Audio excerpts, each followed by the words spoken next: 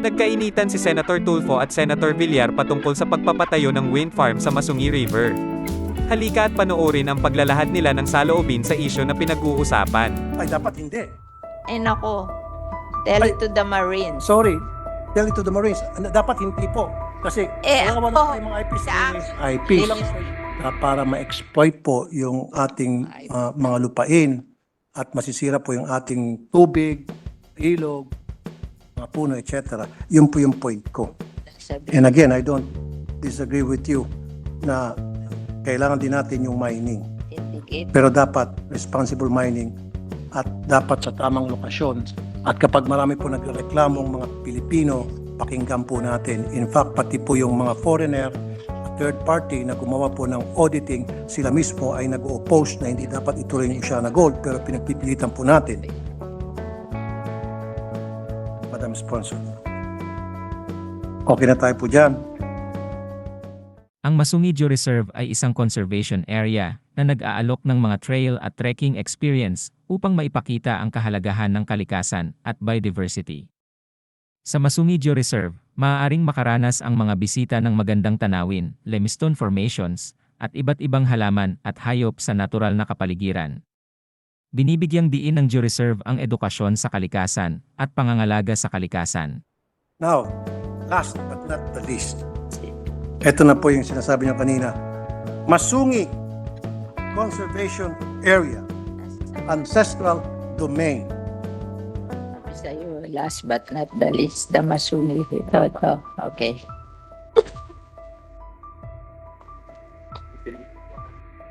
Bakit po pinayagan ang isang wind farm na magtayo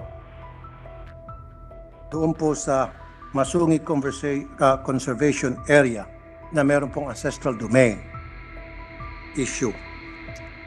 Talaga pong there's something wrong with the contract with Masungi. Kasi hindi ho pwede yung perpetual. No, I'm not sorry. Let me interrupt. Para hindi na masayang oras natin. I'm not talking about Masungi Foundation. I'm not talking. Mamaya na po natin pag-usapan yun later. What I'm talking is just the Masungi Conservation Area. Not the foundation. So, despite the fact na ito po ay declared as ancestral domain at meron pong nagkiklaim ng mga IPs at under proclamation number 1636, it was declared as a sanctuary, wildlife sanctuary and game preserve at hindi po dapat pwedeng panghimasukan ng anumang commercial activities, explorations, exploitations, etc. Dahil marami po mga ibon dyan at mga halaman na endemic po sa Pilipinas. In 2020, a proposal to measure the potential of wind energy was given to us by the family of the CCS. Just to measure them.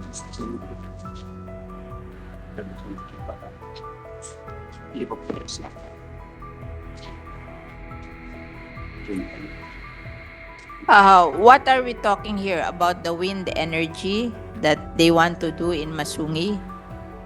The wind farm, Mr. President. the Bena, Mr. President, Madam Sponsor, the Bena energy is what I'm talking about. The Bena energy that was given permit by PAMBI to put up their structure. Ayun. Yung met na spots in measuring In fact, if I may add, while you're doing your research, DNR Administrative Order number 33, okay, May 10, 1993, Masungi Rock and its vicinity, specifically bounded by longitudes 121 degrees, 17 degrees to 121 degrees, 21 east, west, anyway, etc. It says here, declared a strict nature reserve and wildlife sanctuary in accordance with the provision of RA 7586, otherwise known as National Integrated Protected Area System Act of 1992. At wala pa pong bagong DAO or Department o DNR Administrative Order or na magsusupersede nito. Sabi po, wind It was signed by energy. Mr. Secretary Alcala. I'm sorry, Madam President. Mr. President, sabi po yung wind energy is allowed because it's Multiple use. renewable energy. But wala pa daw permit yan. Parang mag-i-study pa lang kung ano yung potential ng wind energy. Yun lang ang ibinigay nila. They cannot operate yet. Parang yung PAMBI, ang ibinigay lang is a study of the potential of the wind energy in Masungi. No, it shouldn't. It shouldn't be. Dapat in the first place, wala pong gagawing study doon kasi naghukay na po eh. Marami na pong structure doon. And I have pictures to show. What are the pictures?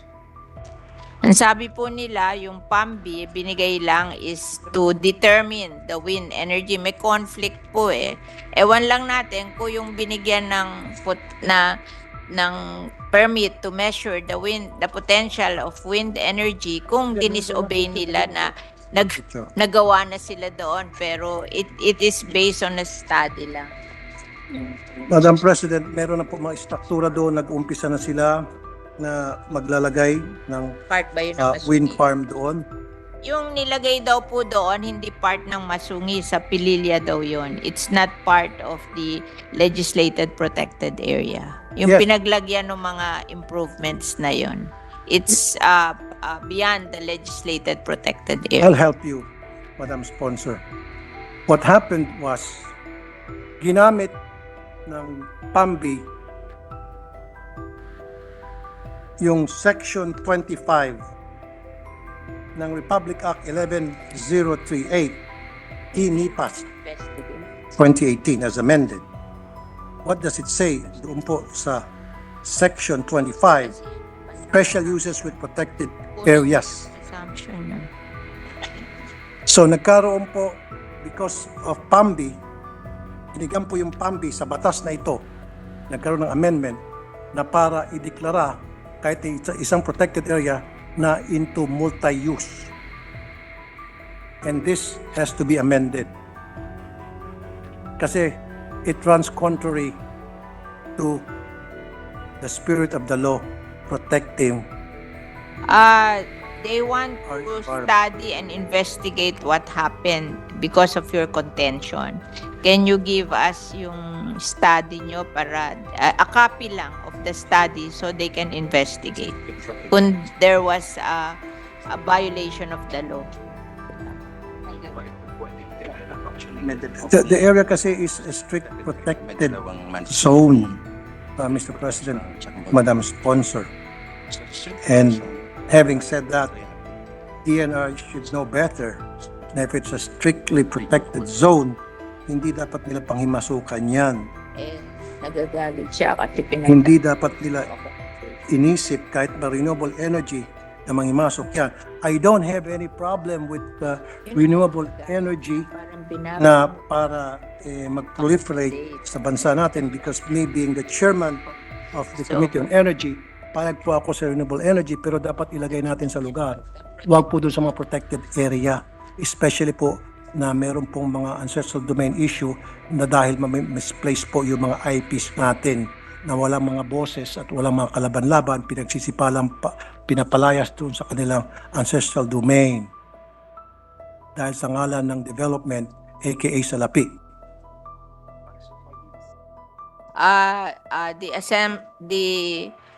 The point of view of the DNR is in every protected area there is a place for strict implementation of the law. They call it the strict protection zone. Tapos there are also areas in the protected area, yung tawag nila multi-use zone. Yes. So hindi naman nila pinayagan do sa strict protection zone. Doon lang sa multi-use zone. Exactly. Ngayon, kung may other complaints na pinaalis yung mga tao, ganun-ganon, then let's have the complaint and we will investigate. Exactly. Exactly. Thank you very much for that answer, Madam Sponsor. That's exactly what I want you to say. Now,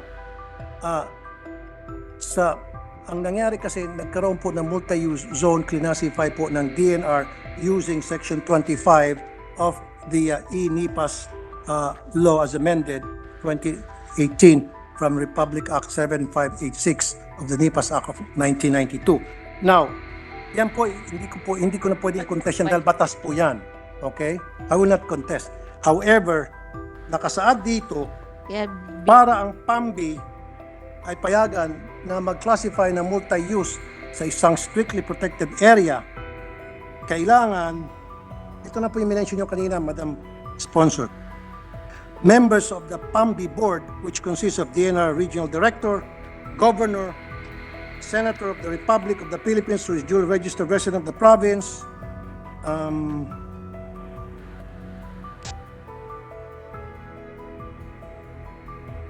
district representative of the congressional district, mayors, chairperson of barangay, regional directors, DA, NEDA, DOST, DND, 3 representative from NGO or PO, 1 but not more than 3 representative from IPs, ICCs, and then 1 representative from the academic institution, and finally, 1 representative from the private sector. Now, gusto ko po malaman kung nasunod po ba ito na itong lahat ng nakasulat dito sa Section 11 ng Republic Act 11038 2018 as amended ng INIPAS, kung nasunod po ito ng pagbigay po ng multi-use ng DNR sa wind farm na Bernas Energy.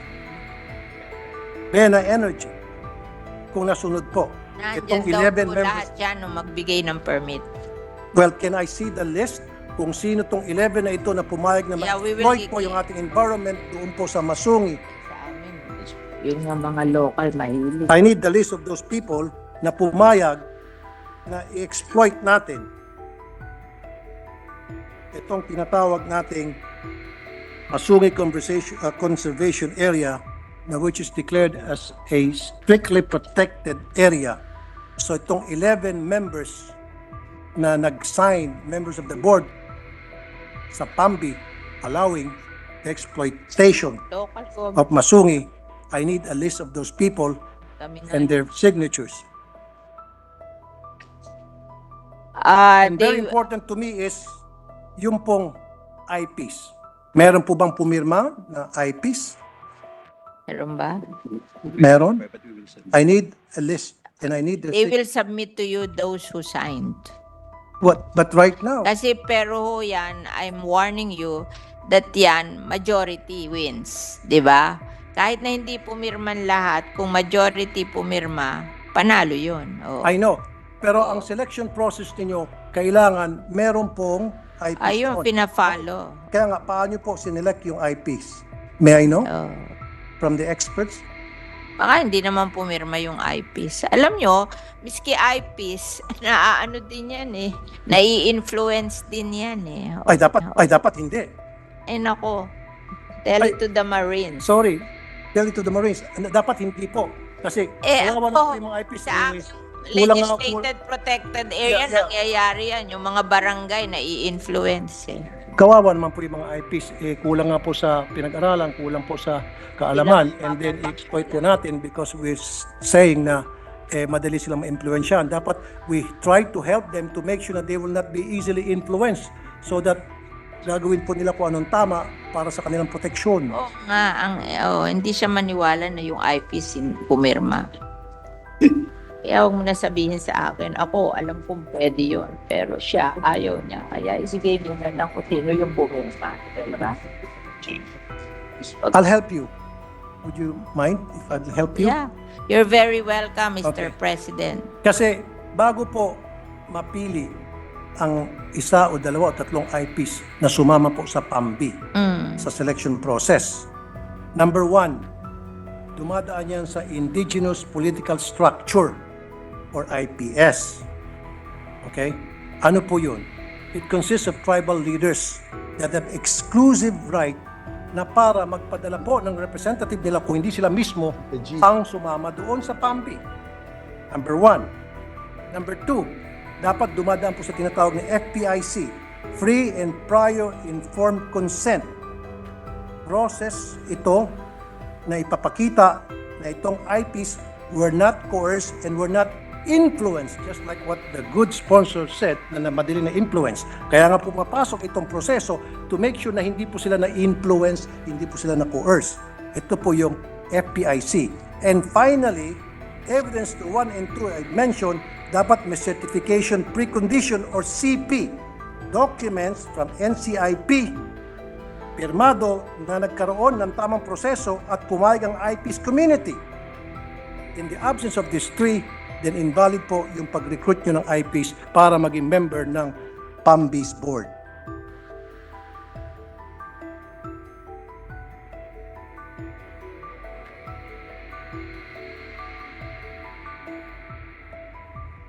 Kasi influence.